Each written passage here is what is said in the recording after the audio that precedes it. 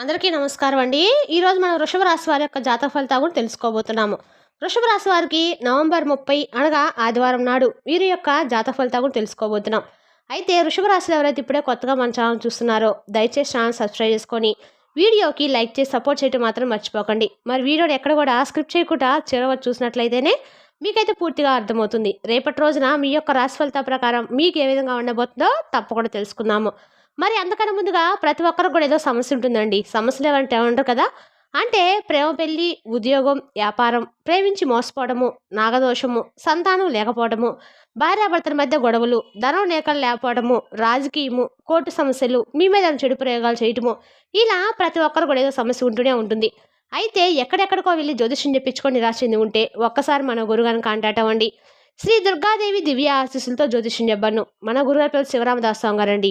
మీరు సంప్రదించిన phone number 7989049722. చాలా నమ్మకమైన గురుగారండి. మన గురుగారు స్త్రీ పురుష వశీకరణ చెట్లో చాలా ప్రత్యేకత గలవారు. మీకు ఎటువంటి సమస్యలున్నా నమ్మకంతో ఒకసారి ప్రయత్నించండి. 100% గంటలో పరిష్కారం చూపిస్తారు. ఒక్కసారి ప్రయత్నించండి.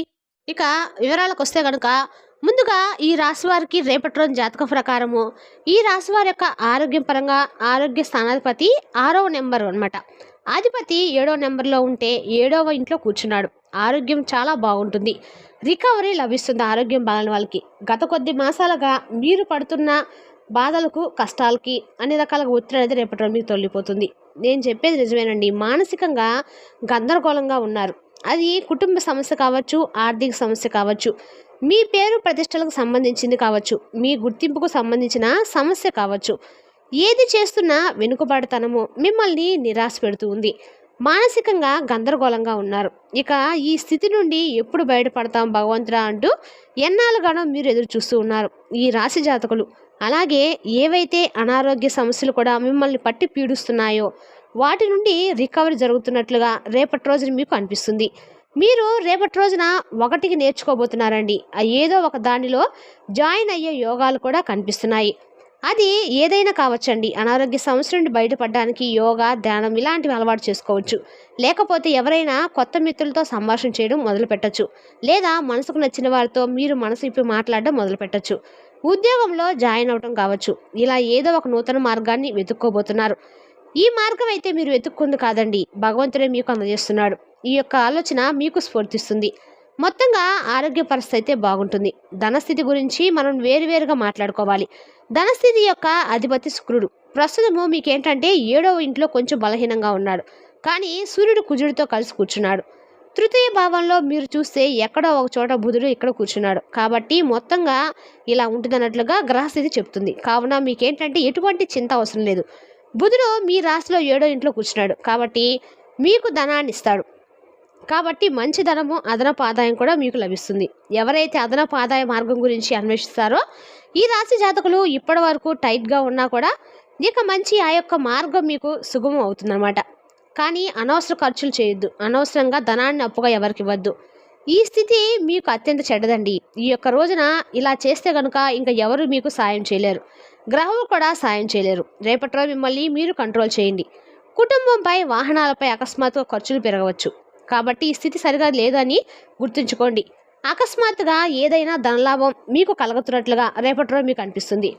మంచి అమ్మకం జరుగుతున్నట్లుగా అనిపిస్తుంది. కాబట్టి ఈ స్థితి కూడా బాగుంటుంది. ఇక రేపటి రోజు మీరు అనవసరపు ఖర్చు చేయకూడదు. ఎవరి మాటల్లోనూ వచ్చి మీరు డబ్బు పెట్టకూడదు.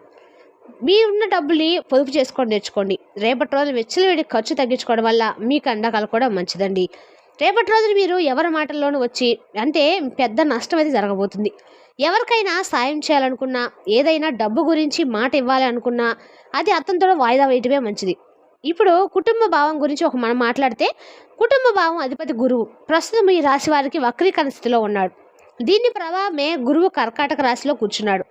కాసేపు ఉచ్చ రాశిలో కావున వక్రీకరణ స్థితి అనేది ఉచ్చ రాశిలో ఉంటుంది. ప్రతికూల ఫలితం ఇస్తుంది. కాబట్టి ఇక్కడ కుటుంబానికి సంబంధించిన సమస్యలకు మీరు రేపటి రోజు కాస్తంత వైల్డ్గా ఉంటే తక్కువగా ఎదుర్కోవాల్సి వచ్చినా ఇది మిమ్మల్ని నిరాశపరుస్తుంది. ఎవరైనా ఇంటిలో వృద్ధుల ఆరోగ్య లోపము, తల్లిదండ్రుల ఆరోగ్య సమస్యలు ఉండొచ్చు. మాంగళిక యాత్ర లేదా ఏదైనా యాత్ర వెళ్ళడం మంచిది. లేదా దైవ దర్శనం వెళ్ళండి. నిత్యం కాకపోయినా కనీసం సోమవారం అయినా కూడాను శివ భగవాను దర్శించుకోవడానికి కుటుంబ సమేతంగా లేదా ఒక్కరిగా అయినా వెళ్ళండి. శివ భగవానునికి మీ కష్టం, మీ యొక్క మన సమస్య చెప్పుకోండి. మీ మానసిక స్థితిని మీరు స్వేచ్ఛగా మీ యొక్క ఇష్టదైవానికి చెప్పుకోండి. ఇలా చేస్తే మీ సమస్య నుండి బయటపడే మార్గం మీకు తోస్తుంది, స్ఫూర్తినిస్తుంది.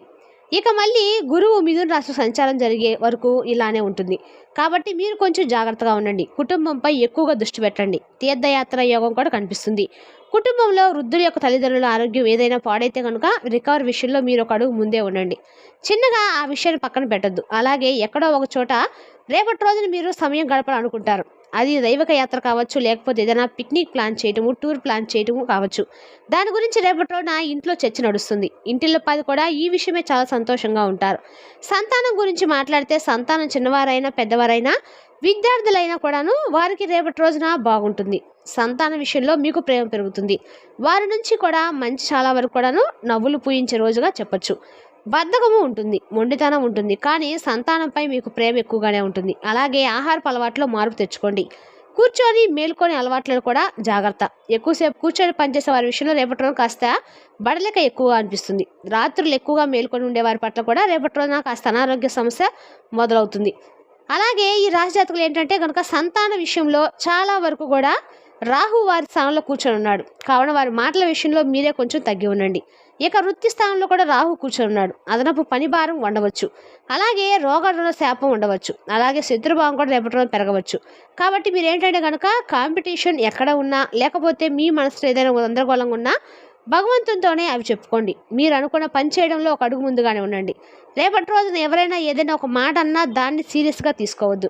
మీ పనిని పక్కన పెట్టేసి ఆ విషయం గురించి మాట్లాడడం, నేను ఏదో ఒకటి చేయాలని అలా ఇలా అన్నారని చెప్పి తప్పుకు ఇలా చేశారంటే, లేకపోతే నన్ను ఒక మాట అనేశారు, మీ యొక్క పరిస్థితుల గురించి ఆలోచిస్తూ మీరు చేయవలసిన విషయాన్ని పక్కన పెట్టద్దు. ఇదే గండం అండి. గండం ఏ రూపంలో రాదు, మీ నుంచే పుడుతుంది. మీరు అనవసర విషయాలు పట్టించుకోవడమే ఈ గండం యొక్క ప్రధాన భావం. అయితే ఈ గండాన్ని మీరు బయట దాటికి రావాలంటే కనుక మీ మనసుని మీరు కంట్రోల్లో ఉంచుకోండి. భావోద్వేగాలు అదుపులో ఉంచుకోండి. ఇక రేపటి రోజున ఉద్యోగ విషయంలో ఎవరైనా మిమ్మల్ని రెచ్చగొట్టడము, వ్యాపార విషయంలో ఎవరైనా మిమ్మల్ని రెచ్చగొట్టడము, ఇలాంటి పనులు జరగవచ్చు. రియల్ ఎస్టేట్ వ్యాపారంలో డబ్బు సంబంధిత లావాదేవీల విషయంలో మీరు ₹1 ఖర్చు అయ్యే చోట ₹10 పెట్టించే విధంగా ఎవరైనా మిమ్మల్ని ప్రోత్సహించవచ్చు. ఎవరైనా మిమ్మల్ని ప్రోత్సహించడం వల్ల అందువల్ల ఆర్థిక ధన నష్టం అనేది జరగబోతుంది.